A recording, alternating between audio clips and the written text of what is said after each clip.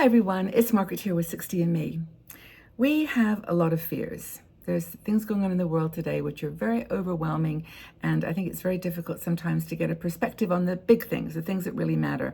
You know, we're dealing with the day-to-day issues, but then we've got these other concerns that are just spinning around us, and I think there are some categories that deserve us to take some time and assess whether we want to incorporate them into our lives and where they fit. You know, I think that we get distracted sometimes with just the simple realities of aging, and that's what 60 and Me is all about, you know, talking about the physical, the mental, the emotional challenges that we face. But we are strong and we're unique in that we can handle these things. We are, as I've said before, more relevant, in my opinion, in turbulent times than we are in normal, you know, every day. We've been through a lot. We've got strength and, you know, and just determination to make the best of whatever situation. But, you know, what are you afraid of that's holding you back from doing some of the things that you really want to do? It's going to take getting out of your comfort zone. I mean, this is the thing. We get into rhythms as we're older. We stay in the house more often, perhaps. We don't go out into the world. We don't challenge ourselves to deal with these big changes that are underway. But we can make a difference, and I think it's important. So, what are you afraid of?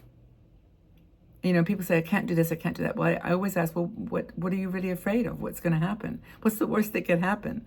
And usually when you start challenging yourself to answer that question, the obstacles start to dissolve. The boundaries get fluid and move. But what are some of the things that we can break through? What are some of the things you're fearful of? Well, first of all, technology. And I've talked about this in a very light-hearted way before here on 60 and Me, because I'm with it all the time. So I use technology. I worked in the industry for 20 some years, well, more than that, 30 years all total. And so I'm very comfortable with shifts in technology, and I enjoy it. You know, like I'm actually embracing the change, but I'm fully aware of where it's going to take us, and it's scary. It is scary, and I'm just doing my best to try to, you know, be in the present moment, supporting what I can in terms of education for older people like you. I mean, in my community. But you know, the whole idea of technology and where it's going to take us, big issue. Another one is travel. Now I'm going to have to just do a cough here. Hold on. Sorry, I've got a very dry throat. I think it's got to do with the season allergies. But my throat is dry. I should have had a glass of water by me. But anyway, the other thing other than that's on your mind, perhaps you're fearful of, is travel. Solo travel. And many of you women are by yourself. Your spouses have, you know, died, or you've got you've been divorced. And traveling solo might be the first time that you've ever done it.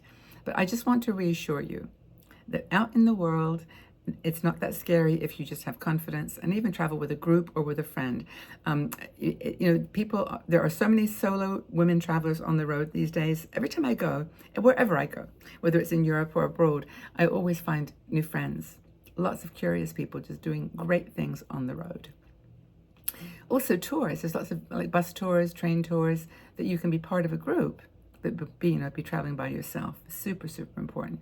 Another thing that I think we don't look at is exercise and sport. And I know pickleball is really big in the States right now. Everyone's under the pickleball kick.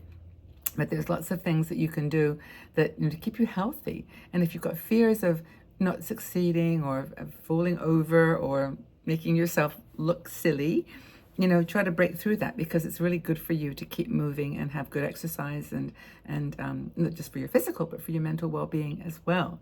So that's a really important thing to consider, and to overcome a fear of it. If you're afraid of getting back on a bike or getting onto a scooter or whatever, to try the things, you know, within the boundaries of what's reasonable. I mean, you might not be able to do that physically anymore, but you'll find a way to get some exercise.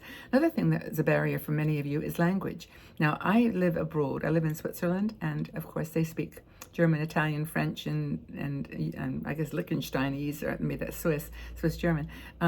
You know, it's really a challenge not speaking the language. So if you have new people in your family, perhaps, maybe your son or daughter is marrying someone from another place, or, you know, it would be beneficial to learn a language, a second language or third, and you know that it's going to be hard. Like, I have trouble with German. I've actually just joined a chat, it's like a breakfast every Wednesday where they have like a chat, just conversation in German. So I'm going to pop along to that because I need to know a little. and overcome that fear. I have a fear, and it's precisely for me a fear of failure because I don't do very well with languages. English I'm great with, but no, it's hard. Another thing is dating and love. But you're afraid of getting back into the world of relationships. And I think, a lot of women in our community will say, oh, I'm done, totally done. Don't even want to go there. Don't even think about a dating site. Maybe it's, something that you want to do, but you're afraid. And what are you afraid of? It's back to that question. Oh, not look good enough. You're overweight. You're nothing to say. There's no good men out there. You've got all these barriers that we put up around ourselves to prevent us from, taking on these big, tough questions and these big, tough decisions. Another thing is to start a business. Maybe you're thinking about starting a business and you're just terrified. Well, I've got a good skill. I know I can sell this product or I can do this thing, but I'm just afraid to get started. And here you've got lots of help. I mean, in the olden days, doing a website was so hard. I mean, you had to really, work at it. Now you've got apps that can build you a website in 5 minutes. And in fact, you don't even need websites anymore. I think Instagram and the channels that I'm on are really the ones that give the most benefit, visual, video and so on. But you can put video on your blogs and websites, of course, too.